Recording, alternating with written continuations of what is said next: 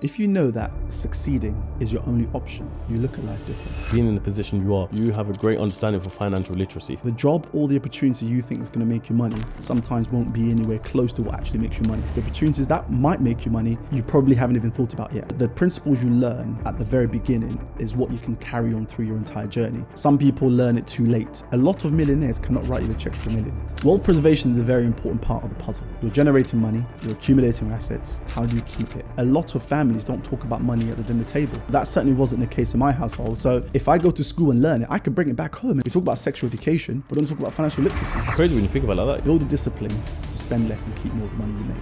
And I get it, the world and society tells you there's a rush, which is why we're all running everywhere. But actually there really isn't. At the end of the day, when all the social media platforms go off at night, when you switch your lights off at night, only you know what you've got in your bank account. Do you think it's ever too late for someone to build wealth? This is probably the best question I've ever been asked. Franklin, I appreciate you coming on the CEOCAST very much. Thank you for having me. I know we are about to drop some mass amount of knowledge right now for the audience listening. Yeah. But you've just released a book. I have. I follow you on social media. You're always dropping gems on your story. Mm-hmm. I've been reading the book, and to be fair, brilliant book. But you're sitting on this podcast right now. What's the knowledge and value you want to give to the audience? I think for me, I really just want to offer a perspective about money. Yeah. And the book that I've written, The Money Ladder, is intended to do just that. Yeah. Being in private banking for 16 years now, I got about 5-6 years into my career and I realized that I had knowledge and insight that a lot of my peers, family, friends, my community just didn't have access to that information. Mm-hmm. And so I had a choice to make. Either I could keep all that to myself or I could be the voice of the people in a way to actually help others to really get access to that sort of knowledge and information. So I think that's what I want to kind of impart, really, that knowledge and insight to help people to make better informed choices with their money. And where did you learn the insight and knowledge from? I learned on the job, yeah. As I said, 16 years in banking, my kind of background and upbringing was very much in, communications, public speakings, nothing to do with banking. But 2008 is when I entered banking, in a very clerical entry level role, because that was a financial crisis and, you couldn't really have many options at that time. But I sort of got in and worked my way up, worked my way around, understood banking, learned the foundations, learned the basics. And then 4 years in, I got my first portfolio and built it up ever since. Sick. I think just like your book, there's going to be several chapters to this podcast, right? So I want to go through one, obviously, understanding yourself, your background, your upbringing and everything. Yep. Number 2, being understanding money. Yeah. Because I've done a few podcasts in the past where once they've understood money and how it works, they've been able to create and generate a lot more. Yeah. So then that brings us to number 3, which is wealth generation. That's the first chapter in your book, wealth accumulation and a wealth preservation. Am I right? Yes. So I think those 3 there, I think regardless of how old someone is watching this and where they are, just like, this is the thing I love about your book as well. It's made for me.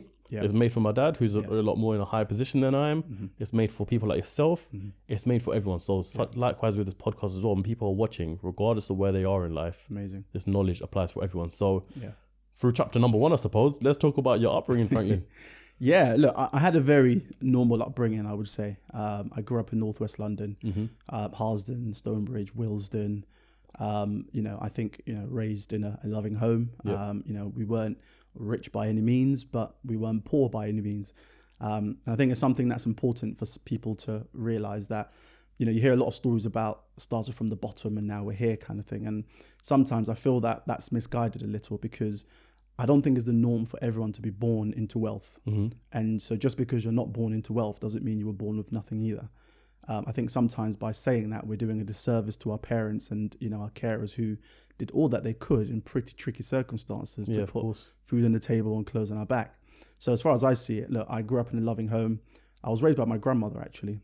And that's who my book is dedicated to. Yeah, so on the first page, Yeah, the very first page. And, so from a very young age, I think she always instilled that belief in me that I could achieve whatever I wanted to do. And obviously when you're young, you haven't got the sense of fear. And you're not, sort of restricted by knowing pitfalls. You kind of dream big and you have big visions of, who you are and who you could be.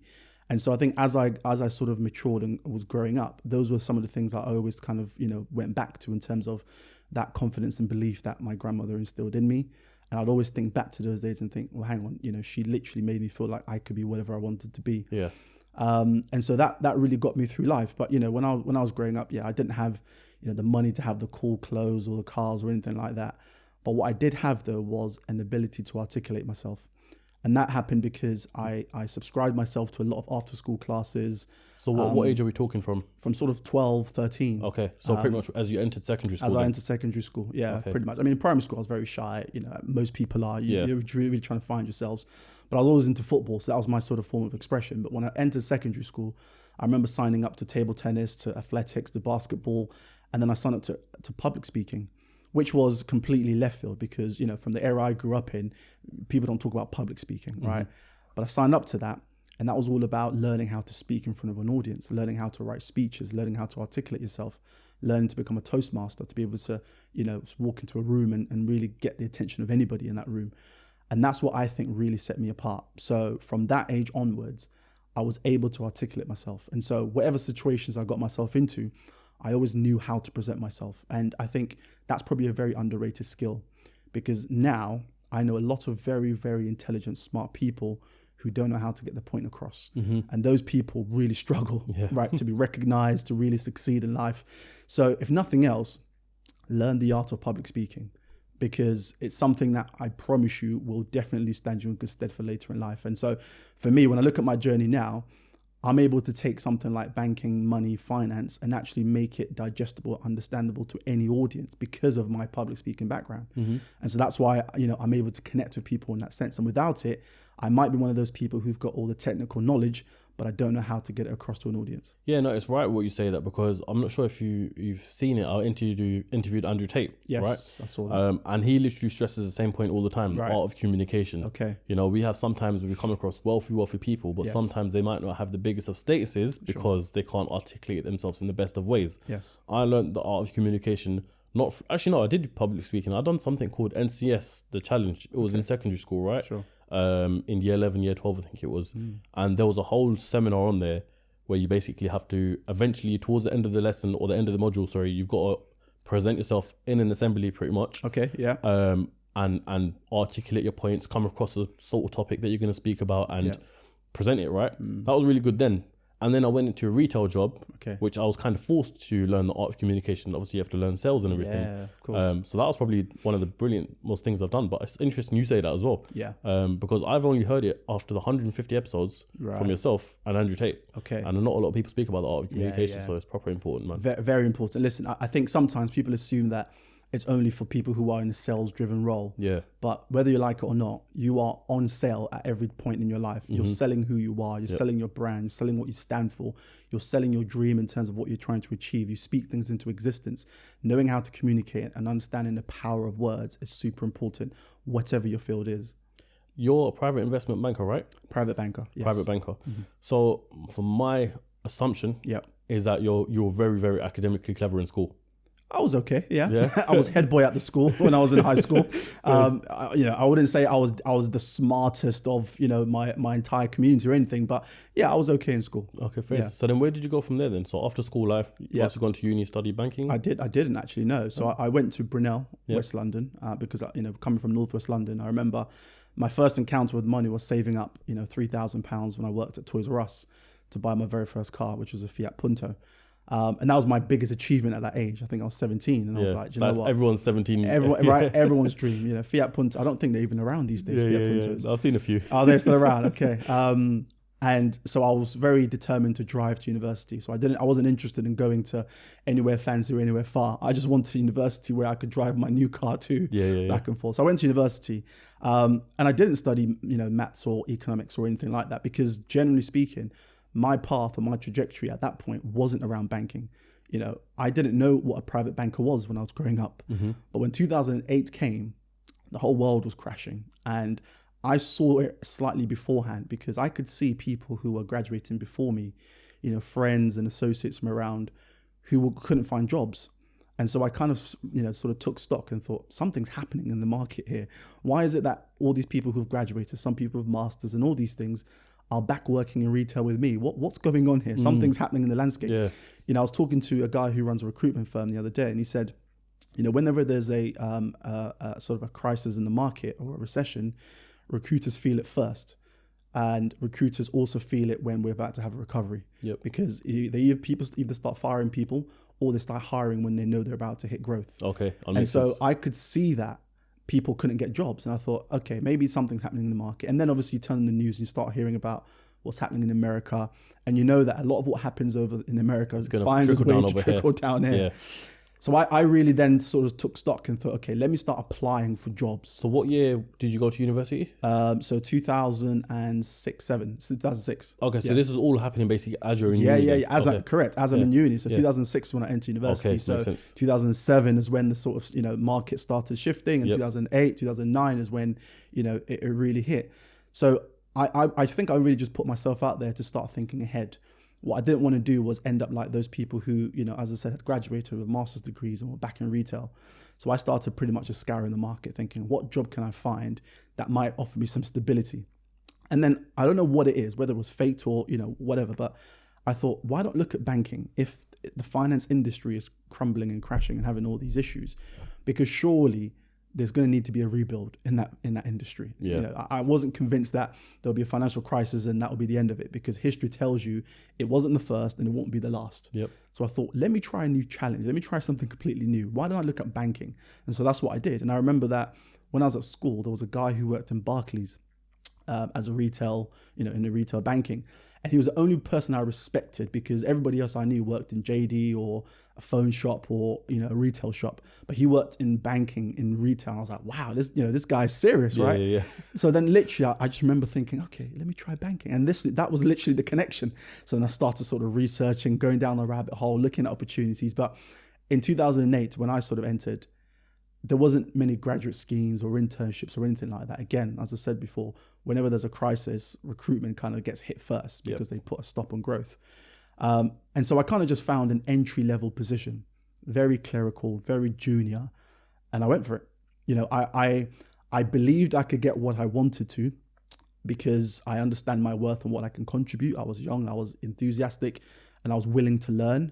I knew I didn't have, sort of any rich friends or any people in banking who could sort of give me a leg up.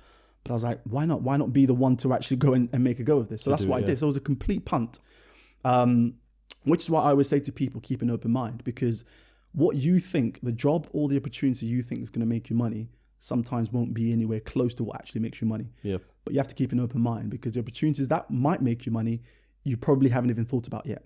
But when they come along, you have to have an open mind to be able to at least explore where that could take you.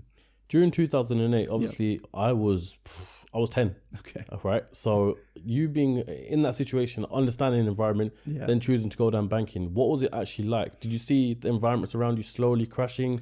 Because obviously, we had things like property falling on his face. Yeah. So how was it like for you when you were looking around in the world? Guys, today's sponsors here to revolutionize the financial game as we know it, so check this. TrustXPay are firm believers that financial freedom should be accessible to everyone. They're a team of passionate innovators, technologists, and financial experts committed to revolutionizing how people control their money. Their platform allows you to purchase over 30 popular coins, including Bitcoin, Ethereum, Ripple, and other emerging cryptocurrencies, all possible in just a few taps. And with AI monitoring crypto prices, TrustXPay ensures that you get the best rates for your transactions. They truly simplify crypto investments, making your financial management easy. And with a Visa card that's truly global, it's very simple. TXP users earn rewards with every transaction by earning TXP credits. And you can choose to redeem them rewards in either gold, silver, Bitcoin, or even carbon credits to help the environment. And here's where TXP solves a big problem that we all face. In an era of economic uncertainty, how do you protect the value of your money? Well, TrustXPay user can safeguard their wealth by storing in various assets or commodities. They offer a revolutionary way to protect your future. Your funds are fully insured with their network of insurance providers, offering personal protection up to $150 million.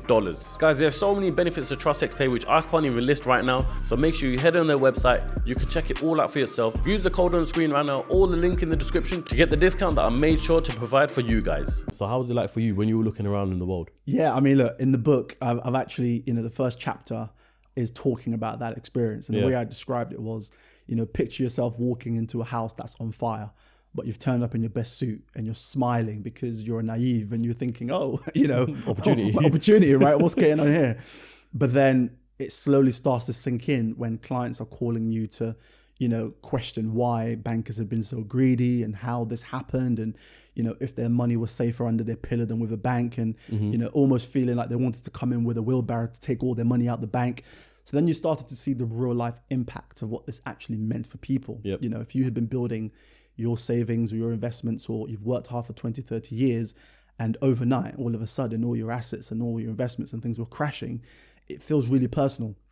And there wasn't really any rational response other than comfort, because it took ages for people to really understand the gravity of what was going on. So, you couldn't have a ready-made answer. It was really just acknowledging the human impact of actually what was going on. So yeah, I definitely saw that sort of real impact on people. It's interesting because even in that time there, as I'd grown up after the years, my dad told me what it was like for him. Yeah. So my dad's dibbled and dabbled into property. Okay. And I remember him saying years ago that he had a house in East London. Okay.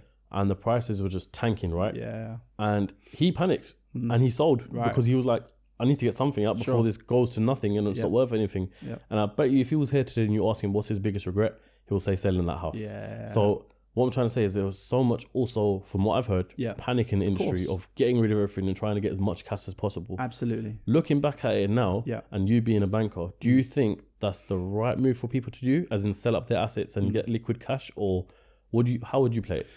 I think this goes back to a very famous principle when it comes to investing, right? And it's about time in the market rather than timing the market. Yeah.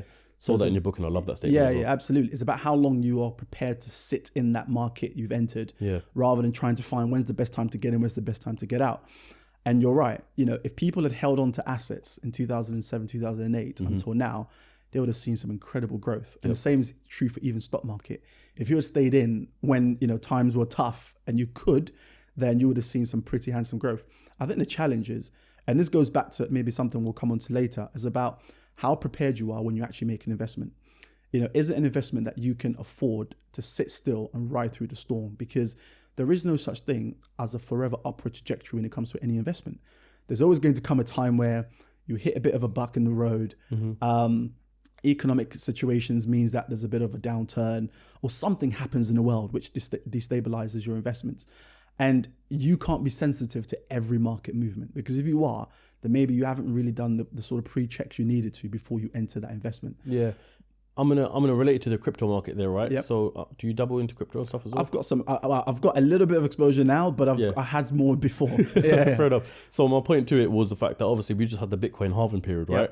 And historically, Bitcoin halving period, it's always gone up quite shortly after it's actually halved. Yep. What we're seeing now is the fact that it hasn't gone anywhere really. It's just been moving sideways. Now, when I speak to people who are very, very invested into crypto, always doing research, a ton of my friends who are doing that, they all say the same thing. And they don't know each other. They're just all from different parts of the world.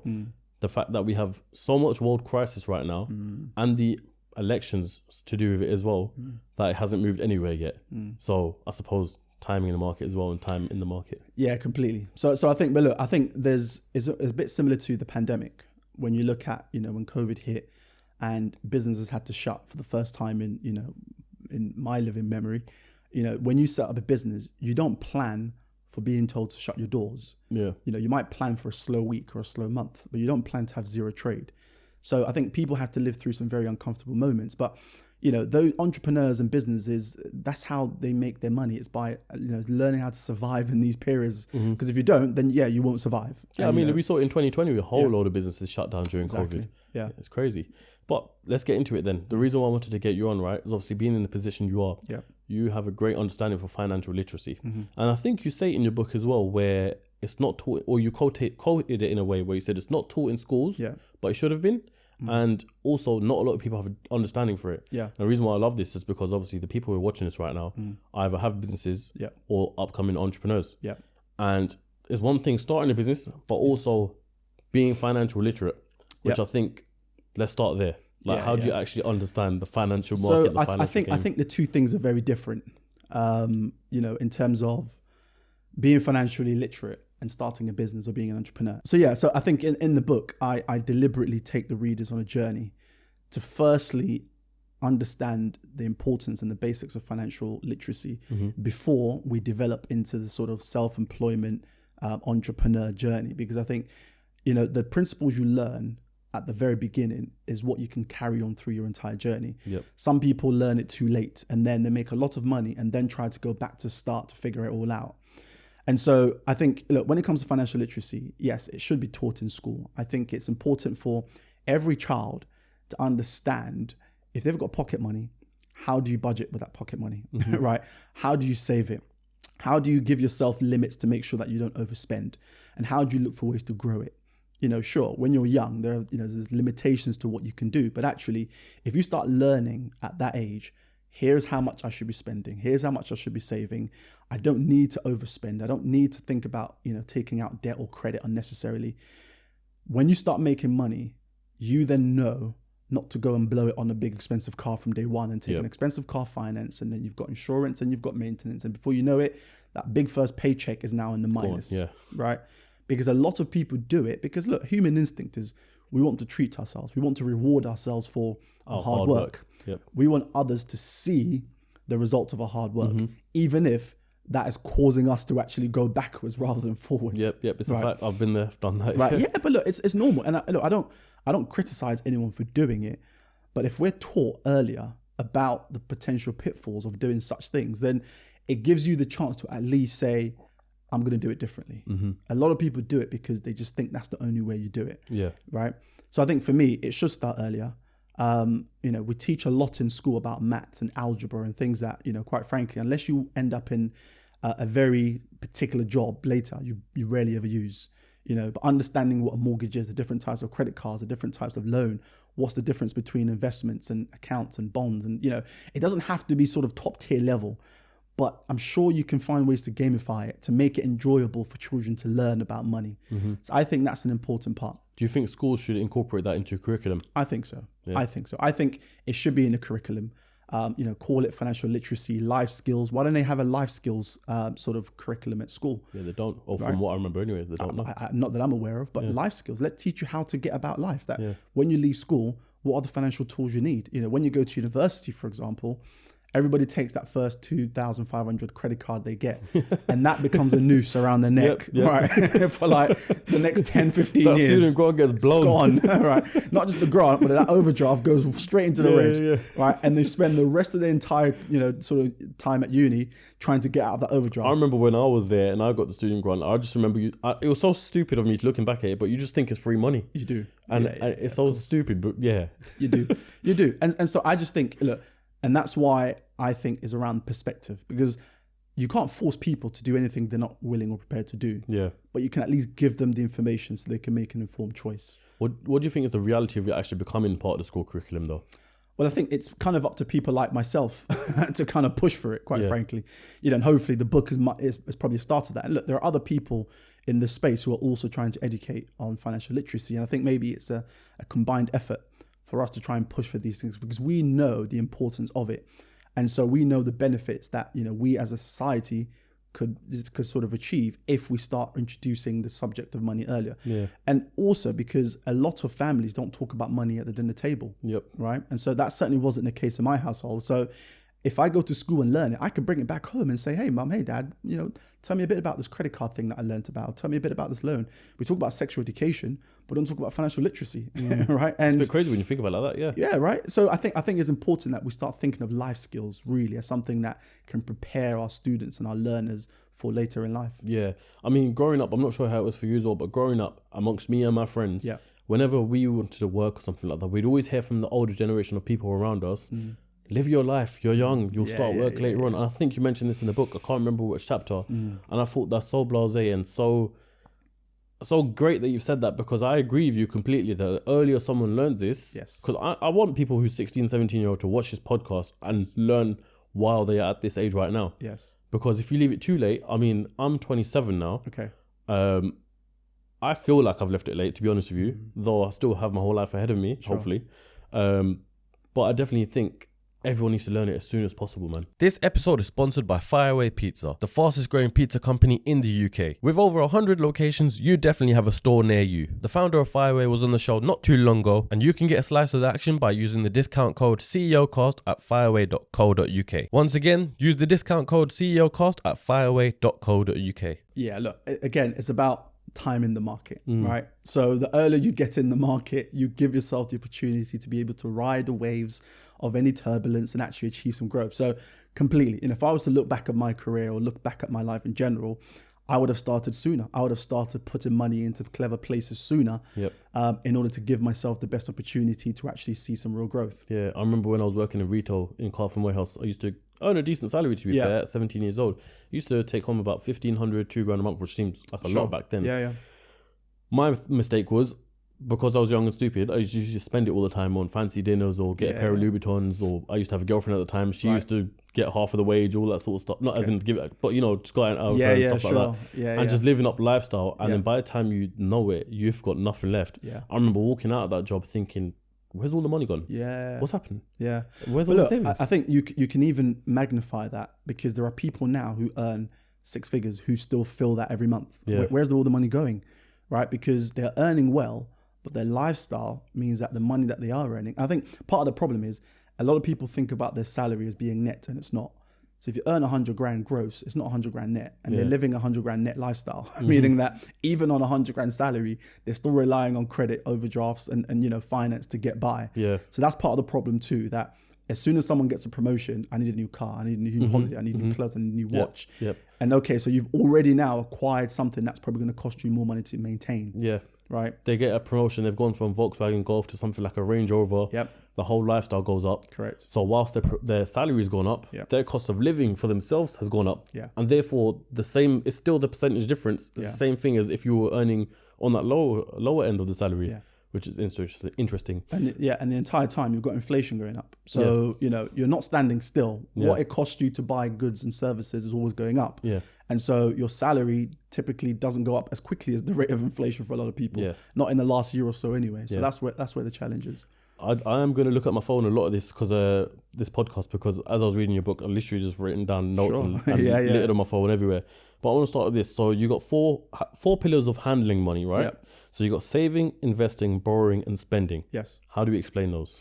So I think that those were the 4 pillars of financial literacy that I mentioned. And again, going back to talking about, life lessons or life skills in school, maybe those are the 4 pillars they should teach kids, right? So, when you get money, everyone knows how to kind of go to work and earn money, but then what do you do with it? So understanding, okay, if I'm saving money, why am I saving money? It's a very important thing, because I think sometimes people just assume that saying you want to save money is just a way of restricting you from spending it. Yep. But actually there's a bigger purpose to saving money than just doing that. The idea of saving money is hopefully putting it somewhere that it can achieve some growth for you until the time that you need it. So it's important. That's why at the very start of the book, I asked the reader to set a plan or to say what their goals are, just so that, again, you can try and tie this back to why you're doing this, because without the purpose or without the why, you're not going to do it. You're not going to be committed to it. So understanding how to save money is very important.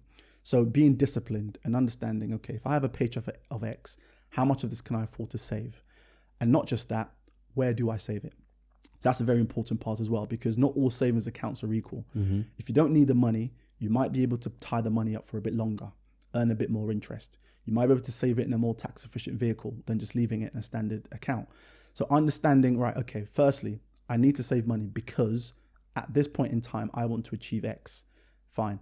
How much of my income can I afford to save? Okay. Where do I save that money? I think those are 3 very important questions, right? Yeah. There's a quote, speaking of this, there's a quote that you said in the book that I absolutely love, that I genuinely want to make like a poster from it or something, which is if you can't see where your money is going, then your money can't see what you're trying to achieve with it. Absolutely. I was like, that is genius. Yeah, completely, right? And that's why I think so it's important for you to really have that clarity of where your money is at all times, so that the money understands what it needs to do. Money doesn't look after itself, right? You have to look after your money until such point that the money looks after you, but it doesn't look after itself, right? It's very, very important. So then you've got spending, and spending is all about just really being disciplined, having a budget. Some people have this assumption that budgeting is only for poor people. Well, no, very rich people also budget, because it's very important to understand what's coming in and going out of your account. Good cash flow management. Businesses do this all the time. Yeah. And I write in the book again that the way that a business manages itself is no different than the way that we should manage ourselves, right? Yeah. They earn, they spend, they invest, they might need to borrow, But all of that is held together by a good cash flow management system. Because if you don't know what's coming in and out, then you don't know what the future looks like. You don't know if you can afford that situation in 3-4 months' time. Yeah. So setting a budget is super important. And trust me, like I said, I know very, very wealthy people who have budgets, comprehensive ones. So in the book, I give people access to a budget tracker where they can track their budget for 12 months to put everything they spend, everything they earn, all various different things, and you can adapt it to your circumstances too. So that's very important to understand what you're spending. And then when it comes to investing, so, again, in the book, I talk about the fact that for a lot of people, they don't understand the power and the importance of investing. They get into it because they've been told that that's what smart people do, or that's what clever people do, go and invest your money. But the truth is, this is where you have to start understanding the economic impact of inflation. That with inflation, it erodes the buying power of your money, which means that you need to make your money work at least harder than the rate of inflation. Now, because of base rate and interest rates, historically, they've been quite low, meaning that you weren't really earning anything if you just had money in a savings account. Yep. And so if you're trying to beat the rate of inflation because you're saving for a big event or an occasion, school fees, a wedding, whatever it is in a few years' time, you need to make sure that that £100 you've put away today will have the same buying power as it did when you put it in. Well, at the time you need it. Okay, yeah. Because inflation is going to keep rising, meaning that the £100 today, by the time you need it, might be £98. And so you need to make sure that that money has at least achieved growth so that it can afford whatever you needed to afford. Of course. And so that's when investments comes in. So investment is really more about your long-term plans and your long-term goals. So thinking about even retirement, thinking about buying a house in the future. So really understanding how you use the benefits of investing your money is very important. And again, in the book, so I talk about the different types of investing because not all investing or investments are equal. So how much risk can you afford to take? Because when you make any investment, you have to understand that you're exposing your money to some level of risk. And one thing I see often is when people invest money and they get scammed, they call themselves a victim. But when they invest money and they make money, they call themselves a genius, right? You have to understand that the risk element you've taken there is something that you have signed up to.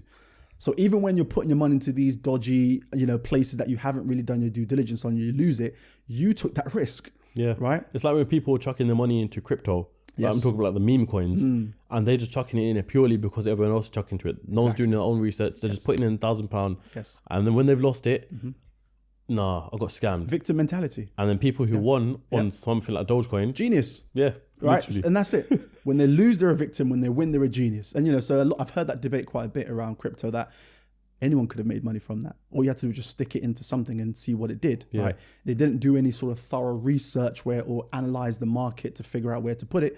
They just heard the hype and said, I'll put it here, here, here, and they made some money. And now they're like, I'm an investor. It's just like, really? Okay. Some people, of course, understand the markets a bit better than that, but for the general population, a lot of people don't. So that's investing. So investing really is just about understanding what the powers of investing, your money could do for you, where to invest, what type of risk, very important, what type of risk you're prepared to take in order to get the rewards or returns that you're looking for. Yeah. And the final thing is borrowing. So borrowing, I think, is a very, very important thing to understand. Again, we're talking about, credit cards and overdraft and uni loans and things like that. I think we are so passive when it comes to it. We don't think about how it could really derail our plans if you don't manage what you borrow, right? Borrowed money is not free. And I write this in the book. It has to be paid back at some point. Course, so you can kick the can as far down the road as possible, right? All you're probably doing is incurring more interest. If you know how to borrow, and one of the lines I use in there is, not all debt is bad debt. But if you've got the wrong type of debt, then that could derail your plans. So understand what the borrowing options are available to you. A lot of wealthy people use borrowing as leverage, meaning they have an asset they may own outright. They borrow against it and use that money to acquire further assets to achieve further growth. The good debt. The good debt. Yeah. People are sitting around in credit cards and loans and overdrafts and payday loans. That's not good debt, right? So if you've got a lot of that around you, you really need to sense check where you're going wrong. And the way that I piece this all together is when you look at where your money goes each month, can you answer this simple question? Am I generating any income or am I growing any assets with where I'm putting this money?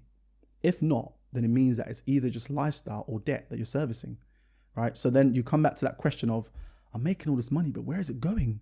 and you've actually got nothing to show for it other than what's on the surface, your nice holidays and your nice cars, your nice clothes. But behind the scenes, what people see. Yeah. But behind the scenes, that money you're earning, and a lot of people unfortunately fall into this trap where they're earning relatively well, but because of their inability to spend well, to save, to invest, or to watch their borrowing, it all goes down the drain. I was going to bring this point up later on in the podcast, but as we're on the topic of it now, this is why social media is dangerous. Yeah. And you even say it in the book as well, with the fact that we see so many lifestyle influencers or entrepreneurs who are always, actively on holiday, or they're spending silly money on cars, watches, designer, jewelry, XYZ, the list goes on and on and on, right? And it's dangerous because sometimes if people are easily influenced, as soon as they get their money and they're influenced by that person they're seeing, they go and do the same thing. Yeah. I have a saying, right, that if you don't know how to keep your money, there's always someone who's willing to take it. And that's exactly that. That there are a lot of people who build their businesses and build their brands on the fact that you're going to pay them to teach you how to become like them. Yeah. Right. And sure, look, it's the business strategy. I'm not here to knock down anyone's business strategy, but there's surely a flaw in that, because think about the services that you pay for and use.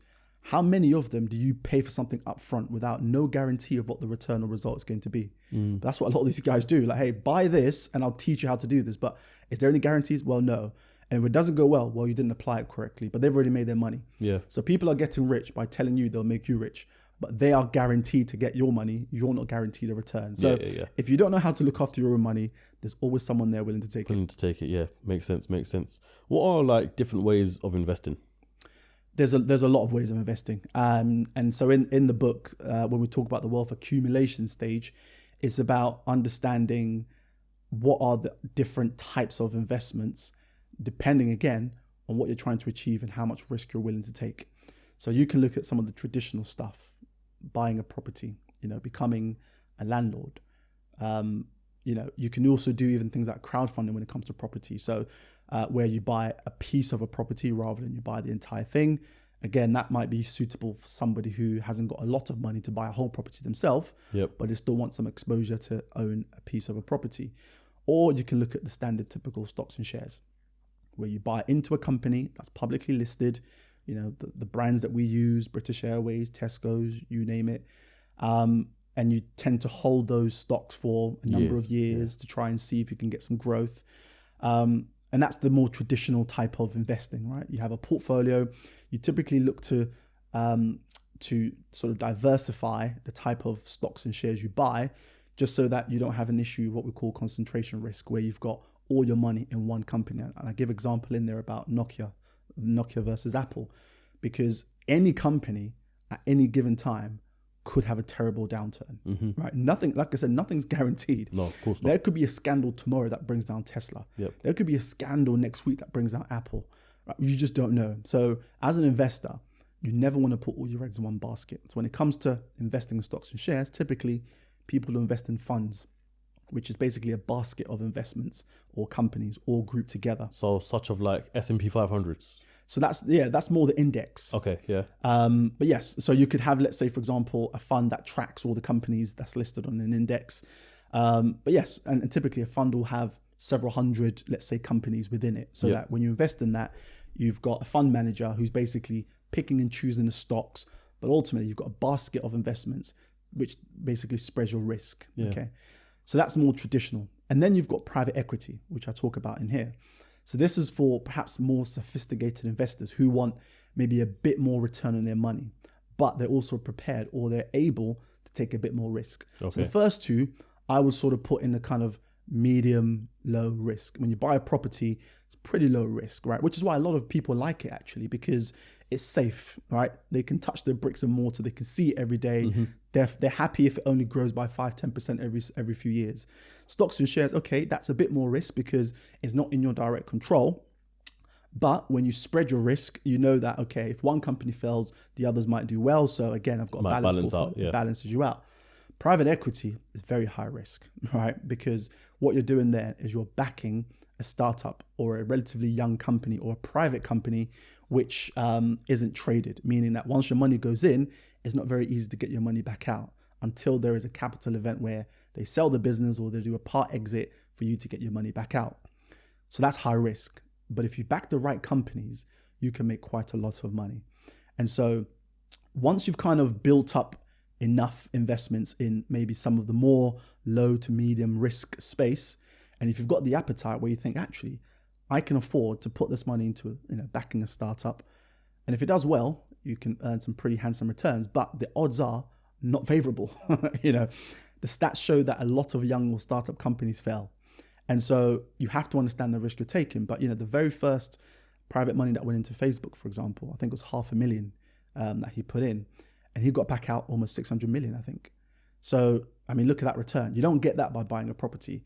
You rarely get that by investing in just standard stocks and shares, but you can get that kind of return by investing in private equity. Mm-hmm. So if you're willing and you're able to take that level of risk, then you can explore private equity. And there are tax incentives that you should understand for all of these things as well. So because private equity is such high risk, the UK government introduced some tax relief to make it more attractive to investors, because otherwise, why would you put your money somewhere where there's a high probability you could lose it? So they have EIS or SEIS, which is Enterprise Investment Schemes.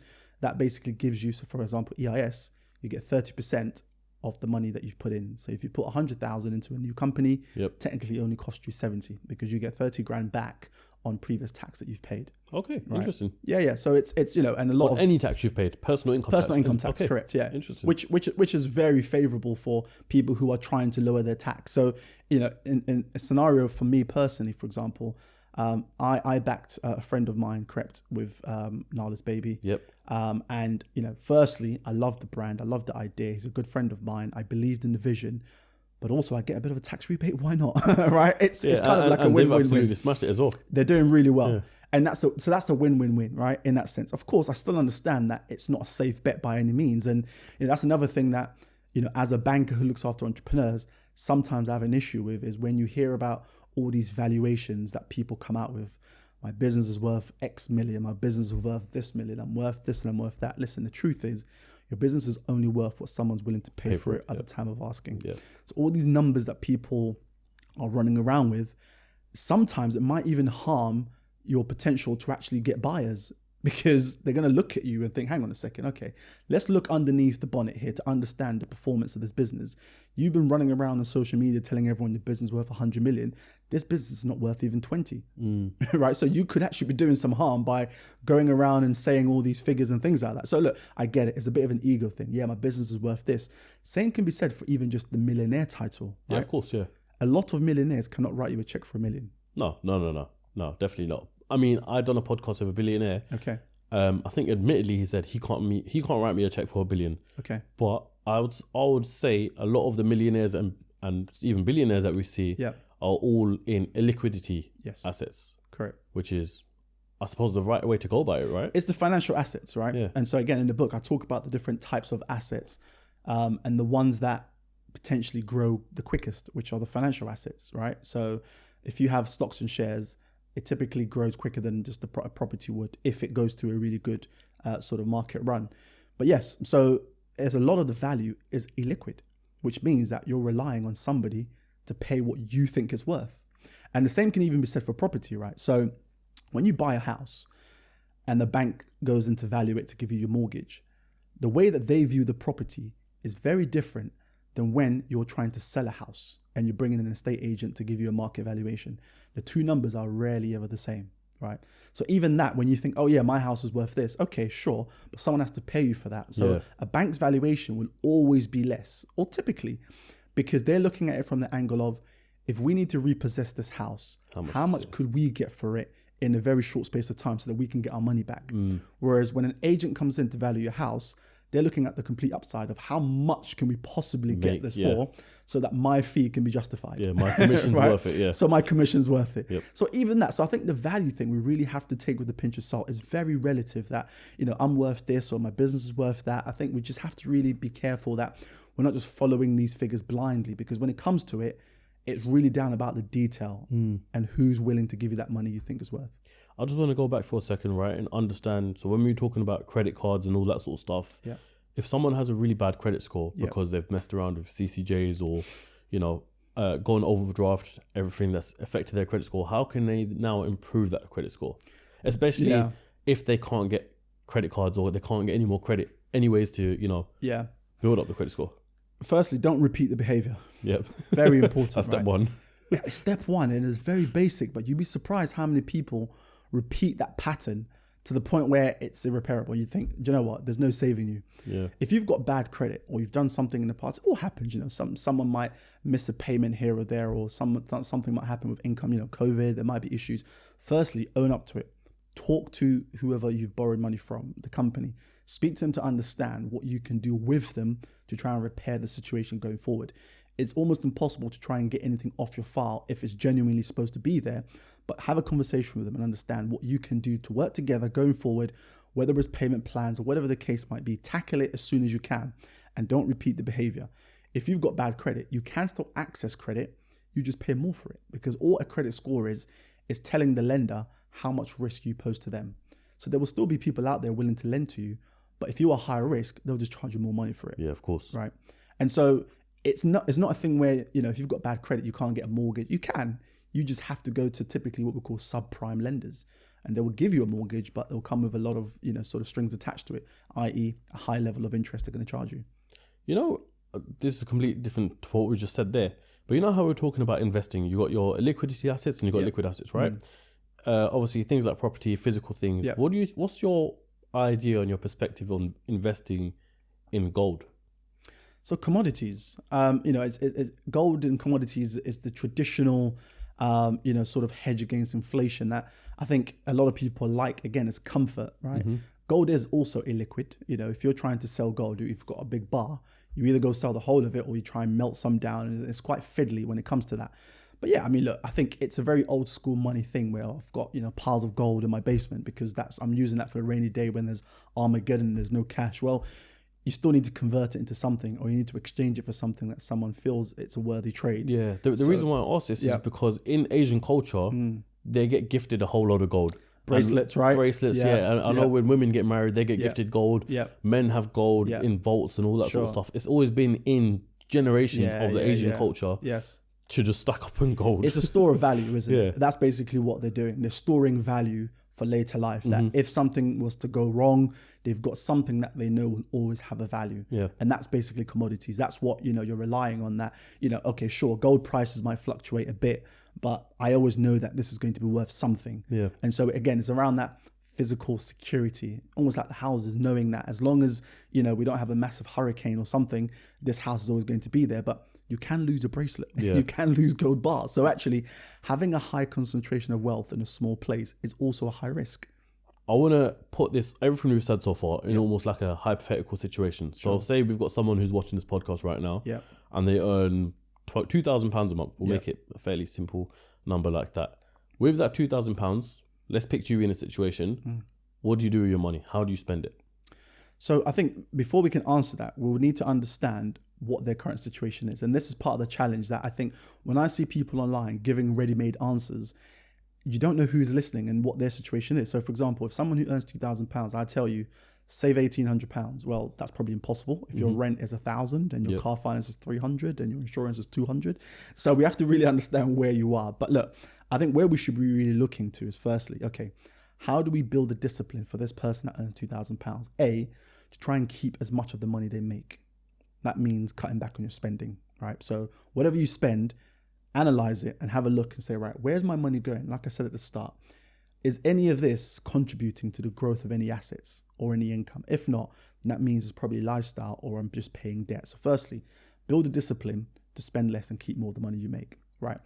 Now with your net proceeds or your disposable income, once all your bills are paid, that's the bit I can't control for you. I don't know what your rent is. I don't know what your mortgage is. So it's difficult to say it has to be this amount. But what I can say is whatever you've got left, once you've already scrutinized your spending, how do we now deploy that? So, okay, let's say out of that 2,000, you've got, I don't know, £800 left. Fine. How much of that money can you afford to put into some type of investment to hopefully try and grow that money? What's the right type of asset to own at that stage?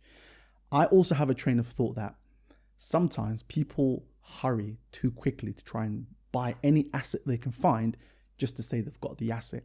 Whereas it might actually be better to grow your pot of money a bit more so that your entry point, you can buy something that actually can have a bigger value that might be able to provide you more options later down the line. Okay, and I see a lot of that with property, for example. So a lot of people rush to get on the property ladder just so they can say they've got a property. The reality is, because of, income's not keeping pace with inflation, the way that, interest rates are at the moment, it's not very easy for people to have multiple mortgages. So the moment you have one, trying to get another one isn't always that simple, right?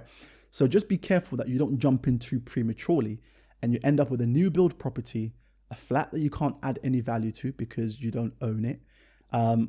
Any tricky situations of a property that's small in size, meaning that you have to upgrade in 2-3 years because you want to start a family. Okay, you had a property, but that property might not go up in the value as much as you think it does. And when you're ready to move, you're going to have to pay stamp duty again, potentially, depending on how much you want to spend. You probably haven't got as much money saved because you've been paying this mortgage. Okay, you might bring down your mortgage a bit lower. But I think a lot of people are disappointed once they jump off that first time buyer train because it hasn't performed to what they thought it would. Whereas maybe you might take your time a little, save a bit more money, buy a house that doesn't meet the first time buyer kind of criteria, but maybe a masonette or a house that you can do up, add an extension at the back or, in the loft to build more space. And now you've actually created some value. So when you go to sell that could be your deposit to upgrade to the next property. I want to bring this to a very interesting conversation that my dad and my friend had. As I mentioned earlier on in the podcast, my dad's dabbled into property, right? Sure. So one of my friends, he came around to my house because he needed some advice from my dad about property. And he was discussing one of the first houses he purchased. My friend did. Okay. Him and his wife haven't moved into it yet. Right. I believe they've had no, they didn't have a tenant. They just bought the property basically. Okay. And he came around to my dad asking, saying, I want to spend 30 grand. I want to do a 6-meter extension out in the back. I want to do this. I want to do that and everything like that. And my dad literally just looked at him and he was like, great, but I wouldn't do any of that because, and I want to get your opinion on it. Sure. You feel free if you want to say my dad's silly with what he said here, but I agreed with what he said, to be fair, which was, he goes, everything you're doing, all the 30 grand build and everything like that, don't do it because you're not going to live there as your first time in your first home. You're probably not going to live there your whole life, right, being that he's only 27 years old. Right. So that's number one. Yep. Number two is when he does come to sell it, how much value is it actually going to add? Yep. Not a substantial amount. Okay. So his advice to him was, don't move in there. When you have that 30 grand, use that as the next pot to buy a next property. Right. And he was saying, put a tenant in the house right now because they want to move out from the parents. Sure. Understandable, that's their situation. But my dad was just like, look, ride it out. Use that 30 grand that you're going to use for the extension to put in a pot so you can buy the next property. My dad was basically giving him almost guidance to getting on the property ladder. Right.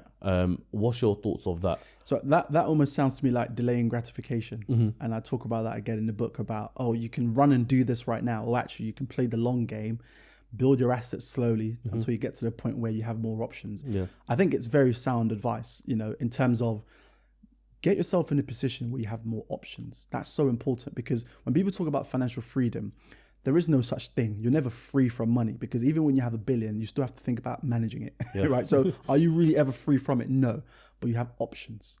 That's what people are looking for. Not freedom, they're looking for options. So in that case, if it's your friend or your cousin, I can't remember the relation, but if he gets himself into a position where he's got more options, then there is way more things available for him. Going back to the point about the 30K sort of, refurbishment and adding, space to the property, you have to really understand in terms of the location you're in. Yeah. What are the things in this location that will actually bring the value I need? Is this a part of town where people actually prefer 3 beds instead of 2 or 4 beds instead of 3? And are there quite a few loft conversions and, sort of kitchen expansions and things like that? Yeah. What are the characteristics in this area that I'm in that is going to add value to it, right? And so funny enough, I had a conversation with a guy called Grant Bates recently as part of my book promotion, and he's head of private client at Hamptons in the UK. And I asked him that same question because I hear it a lot. Everyone wants to know what's going to add value to my property. And he said, he was like, you need to know what that area commands. What is it that's going to actually help you? So it isn't just about adding space if it's not going to be actually in demand when you've done it. So I think what your dad is saying is that clearly coming from somebody who, plays the long game and saying, look, actually, rather than spending all your money now and perhaps not getting any return on it, go and put that into another asset so that can hopefully grow and give you more options when you're ready to buy. I mean, I feel very grateful in the position that I'm in because seeing my dad growing up, he's always been looking for opportunity to invest or to grow his money. So I feel grateful for that. There is one time where he stopped me from making an investment and it would have paid off. Okay. So there was a car that I could have bought in 2019 at the time was £30,000. It's called a Nissan GTR Skyline. Have you seen Fast and Furious? Yeah, yeah. So it's the one that Paul Walker used to drive. Okay. So when I was looking to buy this car and I had the money there from saving up, and I knew it was going to go up because it was illegal in America at the time. Okay. And in the next couple of years, they were going to open the markets for it. That car now is worth £200,000. Wow. I say to my dad all the time, listen, you could have just let me do it. 170 grand. And I look at it in the perspective of within the space of 5 years, how a property could that have done it in London? Not even a property could have in the percentage returns. Sure. Not like that. Yeah. And I was like, well done, mate. Well done. Yeah, but again, you have to understand that, you know, I would almost compare that to something like a crypto. Yeah. Where it's not a conventional market, it's not a conventional asset, and actually there's a smaller market for that it could have, but it may have not. Yeah. You know, and I think what your dad was doing was just trying to protect you. Yeah, in of course. Sense. Yeah. But look, He was doing anything that, in life, of course. Yeah. with anything in life, no risk, no reward. Yeah. And our parents and the generations before them were probably more risk averse in terms of, you know, just making sure that they only put their money into places where they're comfortable with. And so buying a Nissan is not their idea of a smart investment because what if nobody wants it? Right? You're stuck with a car that's probably going to cost you. It's true. It goes back to exactly what you said. You know, was someone willing to pay for it? It may be worth £200,000, but it may be on the market for 7 months. Yes. Was someone willing to pay for it? Yes. I want to move to the next chapter of this podcast and your book, which is wealth accumulation. Now, the first question I've got off the back of that is when I first opened your book and I saw the chapters, wealth generation, wealth accumulation, wealth preservation. Accumulation, I wasn't the greatest in English, by the way, so this might explain this. Accumulation and generation, to me, seem like the same, right? You accumulate money, you generate money.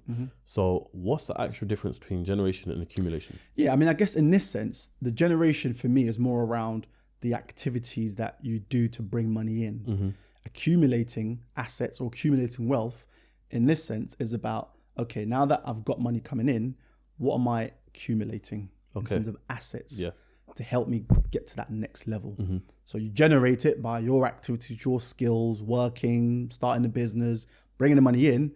Now that I've got that income, you know, whether it's passive income or earned income, side hustle, whatever, now let me use that to go and accumulate some assets so that I can build wealth with those assets. So that's the sort of definition in this context of what that means and the difference.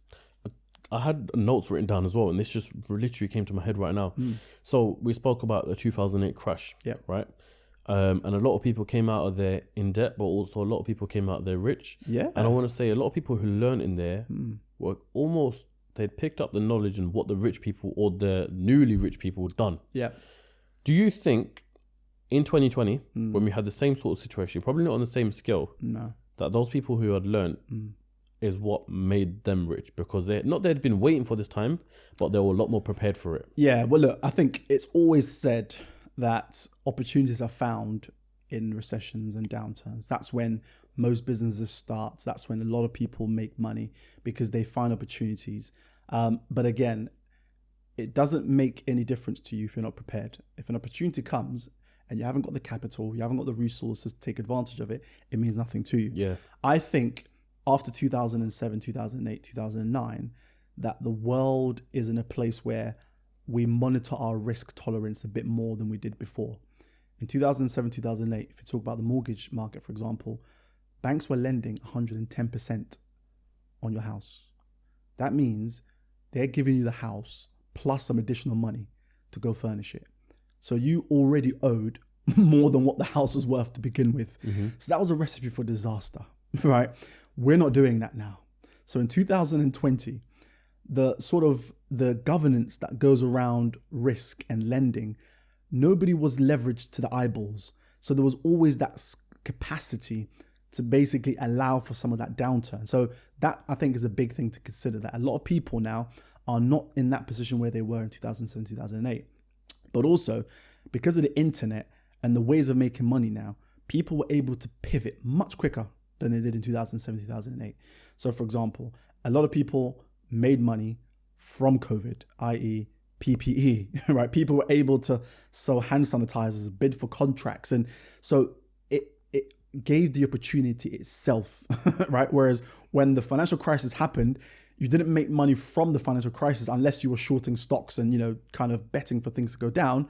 But the event itself didn't make you money, whereas COVID actually made people money. Yeah. And because of the internet and because of how quickly people can pivot and the fact that they're not leveraged to the eyeballs meant that if I had a spare 20 grand lying around, I was going to go use that to buy a whole, stock of PPE or sanitizers and go and sell that somewhere and make a lot of money from it. So I think it's our ability to pivot, which is what made people money rather than anything else. I remember in COVID, I can't remember what month it was, to be honest, but I remember seeing Bitcoin at £3,000. Yeah.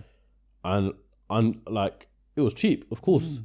But someone like me, I didn't have the money at the time. I didn't have £3,000 to even put in it.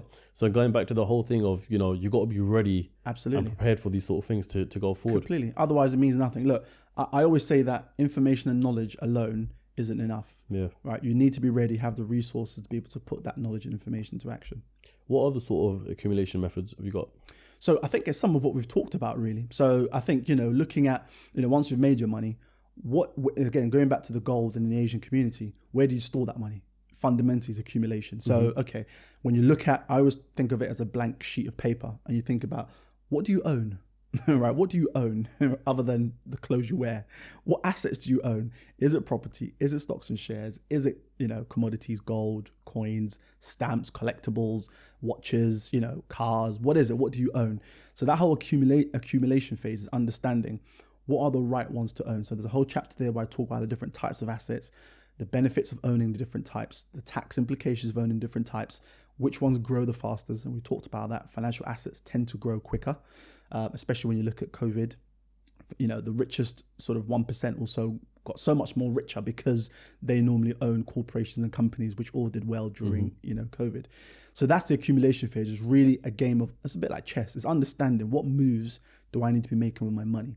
And it all comes back down to your objectives of saying, okay, because I can't tell you to go put your money in somewhere that might make you money if you haven't got the risk tolerance to be there. Yeah. Right? Otherwise it's pointless. So I would say, go put all your money into this stock because it might make you money, but actually it's a very volatile stock. Crypto, for example, I can't say go put your money there if you haven't got the ability to stomach the fluctuations there. Of course, yeah. From everything we see so far on social media and in the world, do you think people have been doing it wrong? No. And I know that, this is usually those clickbait moments where someone comes and says, everyone's got it all completely wrong and this is the only solution. No, I don't think everyone's got it completely wrong. I think life is tough. I think the journey is long. I think there are lots of hurdles and bumps that you don't foresee. And I think everyone is trying to make the best of the situation they find themselves in. And I think we need to give ourselves some credit for the perseverance and for our willingness to keep going, because it's not easy. If there was a solution that I could say to you that do this and you become a millionaire, everybody would do it. But even if that was the case, what might work for you might not work for me. So there's so much nuance in life that when I hear that the mentality and the mindset of a millionaire or billionaire is to wake up at 4 every day and, get on the bike and go for a run and don't eat breakfast until 3 p.m. It's like, guys, wait a second. There's a thing called life. Which we're all trying to navigate. Yep. Sure, find some discipline, create some good habits, but don't assume that just because this person is here telling me that this is what they do and that's how they made their money, that's exactly what I need to do in order to make the money they've got, because the likelihood is it's probably not going to work out for you the same. It might give you the momentum, it might give you the confidence, but your results might be different from theirs. So I think everyone is trying to do the best at what they can. I think, though, we could be better prepared in certain scenarios. And that's where knowledge and information comes in. What do people say? If you want to hide information, put it where? In a book, right? If you want to hide information, put it in a book. If you want to hide golden nuggets, put it in a book. Is this all your hidden information then? All my hidden information. Okay. 16 years of my life in banking, all in 90,000 words or so, right? Yeah, damn. So look, I don't want to be that person who comes and says that you're all crap, you're all poor, you all should be doing better. Look, I believe that nobody sets out to have a bad life. Everybody sets out to make a good living, to look after the family, to create a legacy. And somewhere along that journey, they come across situations that either kills their ambition, slows them down, holds them back. They look around them and they think, everyone else is winning, everyone else is making money, but I'm not. But what they don't realize is everyone else is just pretending they're making money. Everyone else is putting on a show to say that I'm there, because it might feed a particular part of their ego that they need to get to where they're trying to get to. So it's very nuanced. And I always say that at the end of the day, when all the social media platforms go off at night and you switch your lights off at night, only you know what you've got in your bank account. Well, you and me, if I'm a banker. Only you know what assets you actually owe. Only you know how close or far you are to that goal that you're getting to. Nobody else does, right? So you need to be comfortable with yourself that whatever you're projecting, is it true or not? Only you can answer that, and how comfortable you are with whatever image you're portraying. What I'll say to that as well is I believe people have also got to be not all just comfortable, but true to themselves as well. Because I definitely do think there are people who are living a fake life on social media, but believe it so much so that they're believing the fakeness themselves. Yeah, sure. Do you know what I mean? There's an element of fake it till you make it. Yeah. And I get that. But I think sometimes people take that too far. And it's about having good role models. And sure, understand what people are saying and doing and see what you can learn from. And that's why I think for me, reading is very important, because reading is something that you do in your own time. You have to invest a few hours, even minutes, whatever it is, to digest information. And in that very moment, you're consuming something that's hitting your brain and is telling you, how do I process this? What am I going to do with this information? It's very powerful. It's very individual. Whereas if you're in a room at an event with lots of people and someone makes a statement and everyone says, oh, you think, oh, okay, that must be important. I need to write that down, right? You're going with this herd mentality that if you think that's a good idea, it must be a good idea. Whereas when you're reading, it's you and that information to really understand. It's true, because I mean, these are just like some. Bear in mind, I haven't gone through the preservation factor. Chapter. Yeah. And these are just some notes, just from a few chapters of the generation. Sure. And you're right in the sense of you're going to really pick up on things that resonate with you. Correct. And that you find. It's when someone says, oh, like, you're going by what everyone else thinks. Exactly. You need to go by what you think as well. Exactly. Franklin, there's a more to your book than just building wealth, right? From what I found. And you believe in the power of manifestation. I do. Yeah. And I thought one thing I wrote down as well, at least reading the notes, was the riches begins in the form of a thought. Yes. And I thought that was quite powerful to say. So how would you explain that and break that down for the audience listening? So I think I actually got that from a book. Which, I think I give a few book references in that. But yeah, I mean, look, I think manifestation is a real thing, the law of attraction and all those things of kind of almost saying what you want to come true, which is why, again, we go back to the very start of our conversation, the power of words, communication, the things you say, what you put into your brain is ultimately what can play out in life if you allow it to. But yeah, look, I think it's about, for me, that sentence is about being deliberate. All right. And again, I write it in the book that if you want to be a millionaire, I don't think it's enough just saying I want to be a millionaire. I think you need to be specific about saying, okay, by this time, I would like to achieve a net worth of 10 million or 2 million or whatever the figure is, right? Sure, you might need to adjust and change the goalpost as time goes by. But I think that specificity gives you that sort of the energy and focus to really go after something. And that's why for me, I think setting goals, I'm a big believer in setting goals, right? Writing things down for me as well. I'm a visual learner. So in the book, I have a lot of diagrams and a lot of things that really kind of brings what I'm trying to say to life, because when you see it, you believe it. Yep. Right? So I think it's very important that, yes, it starts in your mind in terms of when I wake up, even in the early parts of my career, I remember people who always say, Franklin, why do you overdress when you're junior? Or why do you walk around reading the FT when you don't need to because you're in a clerical grade and no one cares about what you think at this stage? And I'm like, guys, listen, I'm preparing myself for the future, right? Don't let anybody ever tell you that you should dim down your light because it's too bright for them. Well, listen, you need to go and put on some shades, right? Because I dressed from the very beginning like how I wanted to dress now, right? And I maintain that posture of excellence. Be deliberate. You shouldn't be excellent by accident.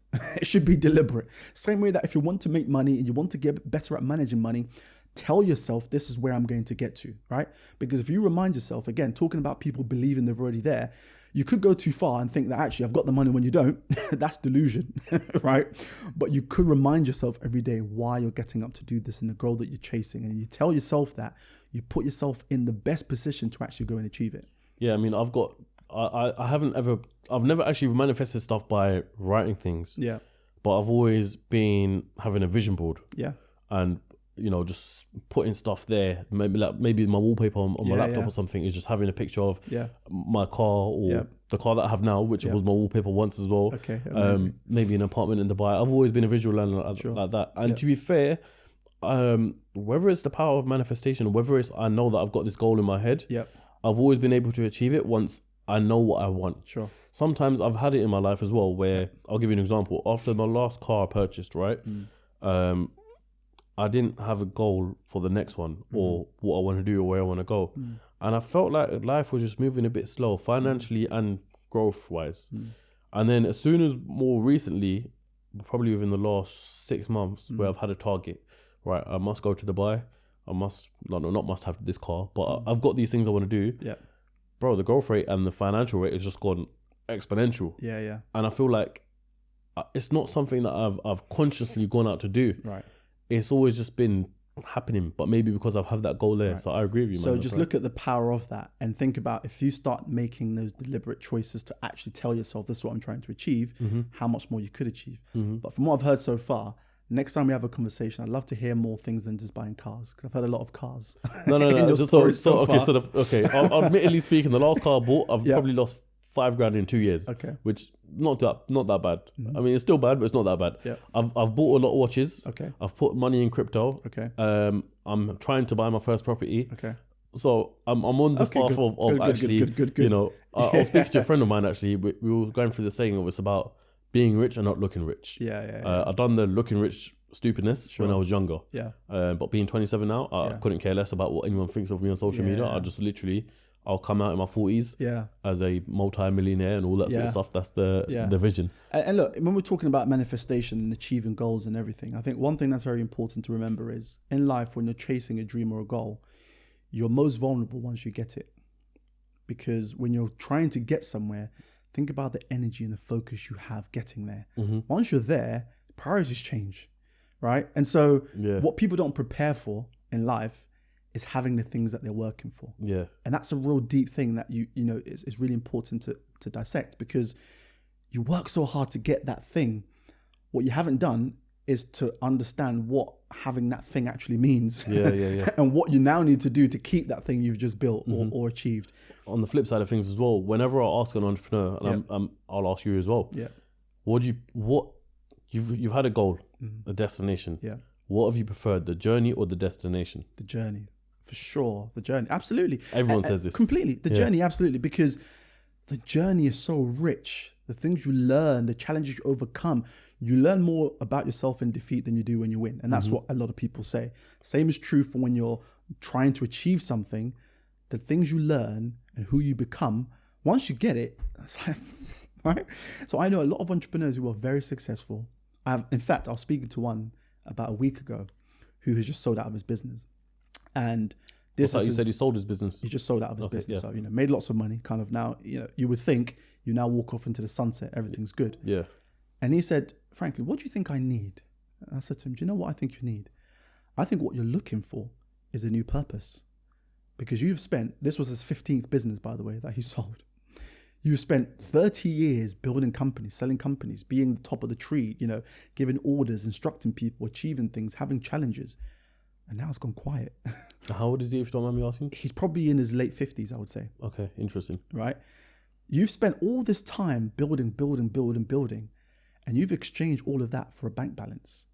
And now you need to find a new purpose. So actually, there's this big gap that gets created once you actually, but isn't that, you would think, is the dream for everyone to build a business, sell it, have lots of money. Get whatever you want. Yeah. But he's there and he said, you know what, Frank, that is so true. I'm actually trying to find a new ambition, a new purpose. And so I just think, look, don't be in such a hurry to get past the journey, man, because trust me, that is the most enjoyable part. Do you think it's ever, like, as I said to you, I'm 27 years old. I'm on this path now of trying to build wealth, actually build wealth. Yes. Do you think it's ever too late for someone to build wealth? No, I don't. Because even when you look at stats, for example, like the average age of people starting businesses is not as young as you think it is. There's a lot of people who've actually had a 10, 15, 20-year career in corporate life and then decided this isn't for me. I want to go start a business. And they might have earned okay, but once they go start the business with all that knowledge and connections and contacts they've got, they can now go make some real serious money. So look, it's never too late, man. I just think there's no rush, you know, and I get it. The world and society tells you there's a rush, which is why we're all running everywhere. But actually, there really isn't, you know, because Bill Gates still works. Elon Musk still works. Jeff still works. Jay-Z still works, right? So why are they still working, right? Dude, yeah. Why are they still working? They got the money. They've got the money. It's their hustle for them. A lot of it might be illiquid, which is also true, because I think the difference of being worth billions than having billions in your bank account might change your motivation somewhat, right? But I think it's the motivation, it's the purpose, right? I just if you're young and you're in your 20s or in your 30s or in your 40s and you're still building, listen, there's time, right? Take your time and do things properly. The journey is the most important part, I promise you. Of course. Coming on to wealth preservation. Yeah. Now, admittedly, I can't remember what page. I want to say 343 is what I'm on. Okay, you're quite far in. Quite far in. yeah. But I haven't hit the preservation chapter yet. Okay, sure. So naturally, I haven't written no notes. Fine. And I actually haven't read it. So what I'm about to ask you is just literally naturally off the top of my head. Yeah. So wealth preservation, where does that fit into all of this? Wealth preservation is a very important part of the puzzle, right? Because you're generating money, you're accumulating assets. How do you keep it, right? How do you make sure that all this wealth and money you're making doesn't just end up being money that goes to the taxman if something happens to you? Mm-hmm. But isn't that in the form of assets or no? Sorry, when you say it's in the form of assets, as in you're preserving money in the form of property or gold. Wasn't that what would come under that chapter or no? Yeah, no. So you acquire those things, which is storing the value of your money. Yeah. But preserving it is about how you own those things. So what are the right structures to own homes and companies and shares? That's where we talk about in the wealth preservation piece. And I talk about it in the book almost like when you're building a house. And, you know, your dad would like this. But when you're building a house, you have the architect draw out the plans. You lay the foundations, you build the structure, then you put on your roof. Mm-hmm. But that roof is designed when? At the start, right? Same thing with preservation. So you need to know what the end goal is going to look like for you or how you want the end goal to look. Almost got to architect it from day one. Exactly that. And that's wealth preservation. So simple things. If I'm looking to invest money, where's the most tax efficient place for me to put it? Well, start with an ISA, right? Tax-free on your growth, tax-free on any income it produces. The only problem is it limits you to £20,000 a year. Yeah. For a lot of people, they don't subscribe to that anyway. So start there, right? You can have stocks and shares, ISAs. You can have all the growth you want. There are people in the UK who've become millionaires from putting money into the ISAs, right? Granted, they've been doing it for years and years and years, but it's a very tax efficient way to save money for the future. Pensions. A lot of people don't take up pensions because, I'm going to live forever. I'm going to be working forever. No, you're not. There'll come a time when you're no longer in your prime. That's when those things are going to matter. So again, pensions. If I'm making a lot of money, there's a piece in the book where I talk about reducing your taxable income, because there's a place where you'll get to, where you start losing your personal allowance, meaning that you're paying tax on pretty much everything you earn. Mm-hmm. There's a slight piece where if you're not managing that correctly, you're earning a lot of money, but you're paying a lot of tax. Yep. How can you reduce that taxable income? Put money into your pension, right? So that money isn't being wasted to tax, but actually you're putting it in a vehicle that's tax efficient, but actually it means that you're reducing your taxable income too at the same time. Mm-hmm. The government gives you tax breaks on your pension. Your employee contributes to your pension if you're in a workplace pension. So there's lots of benefits and positives of doing things like that. So that's what the wealth preservation chapter is about. It's understanding, okay, now that I've got in my mind that here's what I'm going to do to make money, here are the assets I'm going to buy, but what's the best structure to own these things in? And then we look at, right, okay, how do you then pass that wealth on to the next generation? And so hopefully you would like to think that one day you'll have a family, you want to leave a legacy, but what's the best way of doing it? So we talk about things like wills, inheritance planning, trusts. Trust. I remember growing up when I was watching Richie Rich. Don't know if you remember that film? Yeah. Sick film. Right? Love that film. One of my favorite films growing up as a kid. He was a rich kid. He was a trust fund baby. That was the best film I watched when I was a kid. That guy was a trust fund baby. Yeah. And I think, well, why should that only be reserved for the rich? Everyone can do it, right? If you're starting to build assets and you want to build wealth, sure. Let me start thinking about what the benefits of trusts are for my kids and my children. Mm-hmm. And in the book, again, I talk about one of the main reasons why a lot of people now think about things like trusts is to try and keep the money they've made in their family for as long as possible. Because if I gift my son or my daughter, let's say £500,000 of cash because they turn 18, go and blow it, from what I've heard from this, is you've got to be alive for 7 years. Sure. So that's taper relief. Yes. Okay. So I talk about that in there as well. So when you're gifting assets, yes, if you gift, so when you're like, let's say 70 or 80, you start gifting assets, you have to make sure that you live 7 years for those assets to fall outside of your estate. So what was it you were saying? If you gift physical money? If I just gave money to my daughter or my son, let's say, and said, look, you're smart enough, go and put this money where you want to. Fine. There might be, but the chances are they might get married to somebody who ends up being, I won't use any sort of terrible words here, right? They might end up in a situation, let's put it that way, which might then mean that all that money that I've worked really hard for and given to my children might end up being split with somebody who was a bad egg from day one anyway. Yeah. So how else can I go around? Okay, well, instead of giving you the money directly, let me put in a trust for your benefit with trustees and a discretionary trust, which means that the trustees will decide who gets the money, when, how, where. And let's say, for example, rather than me gifting you money to buy a house, the trust will loan you the money. So that if you ever fall into that scenario where you go through a divorce and the house is being split, well, hang on, the money you used to buy it belongs to the trust. It was always a loan, not a gift. So you have to repay that money back first before you then split whatever is left. So it's just those things about preserving the money you've made. Because look, there comes a point where you do start thinking about, right, how do I make the most of this money I've made? Yeah, of course, yeah. Right? But it's things that you do need to start, you don't need to take action immediately. But like we said, you need to architect, the architecture needs to start from the beginning so that you know that, right, at some point, when I have my first, my second, my third, however many kids you want, what are the vehicles I need to start putting money into for them? What are the structures I need to start building so that I can put these assets into the right places to stay in our family line for as long as possible? So in that scenario there, with for example, the housing market or, if someone owns property, how do they get around it of, as we said, if you gift someone a property, they've got to remain alive for 7 years for you not to pay tax on it, correct? Yeah. So it falls out of your estate. Yeah. So what's the other ways around it? So you can buy the properties and companies from the get-go.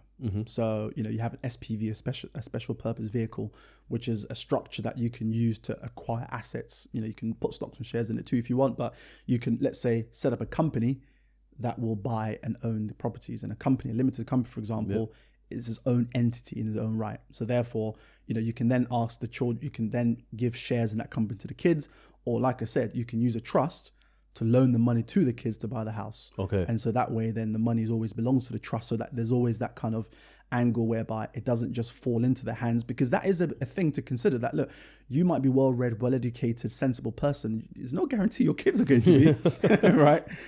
And sometimes there are some people. Dad. No, I know, right? I'm sure you are. Look, I'm sure your dad is very proud of you.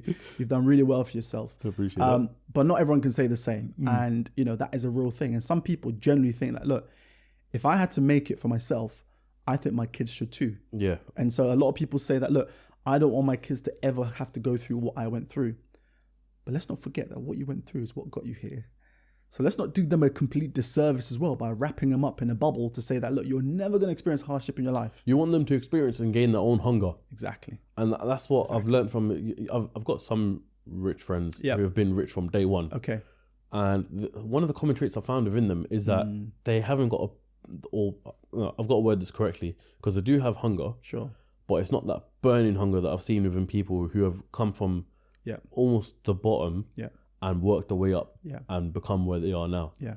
The hunger levels are different there. Well, listen, if you know that succeeding is your only option, you look at life different. Yeah. All right.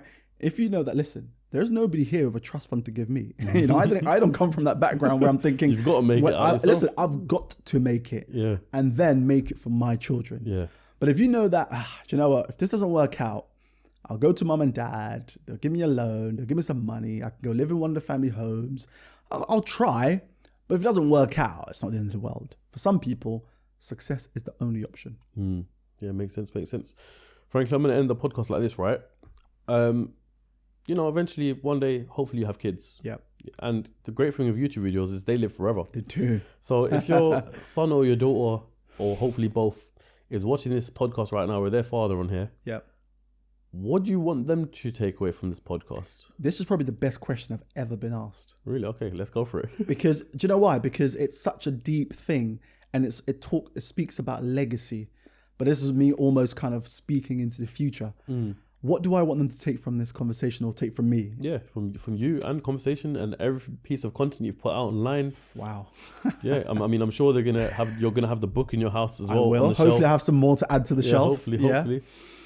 So to my unborn kids, what would I like to tell you? I think I would like you to know that your father was a person of honor and substance, and that he entered every situation with good intentions and tried to do his absolute best in any given scenario, regardless of how small, how big it was, knowing the importance of your brand and knowing the importance of what you stand for. I'd also like you to know that in life, you literally can achieve whatever you put your mind to. Doesn't mean it's going to be easy. But what I would say is be gracious in defeat.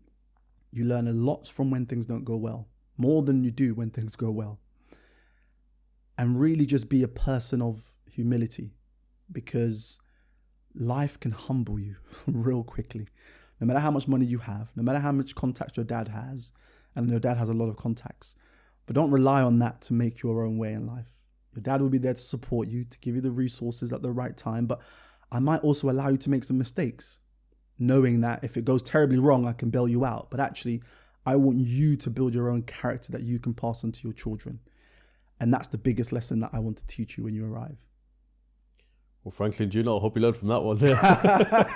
Look, Franklin, I want to thank you very much for coming on the podcast. And I haven't finished your book. I've learned so much so far, and I know I'm only going to learn more. And I wish everyone can do the same and learn that much. So what I'm going to do, I'm going to buy 10 books for people to learn from. So if you want to get that, firstly, all you got to do is subscribe to the channel and like this video. Subscribe to the channel. Make sure you like it, because we want to know how much value you've actually got from it. Yeah. And obviously, the second thing is follow Franklin and everywhere. If you want to get a copy of the book, make sure you order it on Amazon. Is it anywhere else as well? It's in Waterstones, Amazon, W.A. Smith's.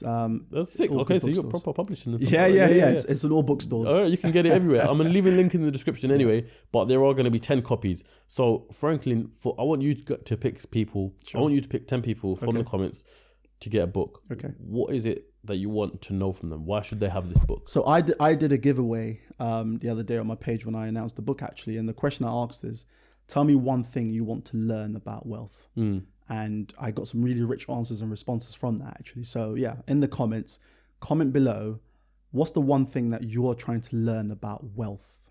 I like that. Well, Franklin, appreciate you coming on, my brother. Thank you for having me. And hopefully we can do another one in the future. Hopefully when either I'm a lot richer or things have just changed financially for you. You speak into existence. You speak into existence. You are going to be a lot richer. And I look forward to sitting down with you again when you're at the next chapter of your life. Yeah. Hopefully I have another book by then, and we can talk about how you apply that to you then. I'll be one of your clients. Excellent. I look forward to it. That's it. Guys, if you liked what you see today, make sure you subscribe, share the podcast with everyone who can benefit from this, and I'll catch you lot on the next episode of CEOCAST. Peace.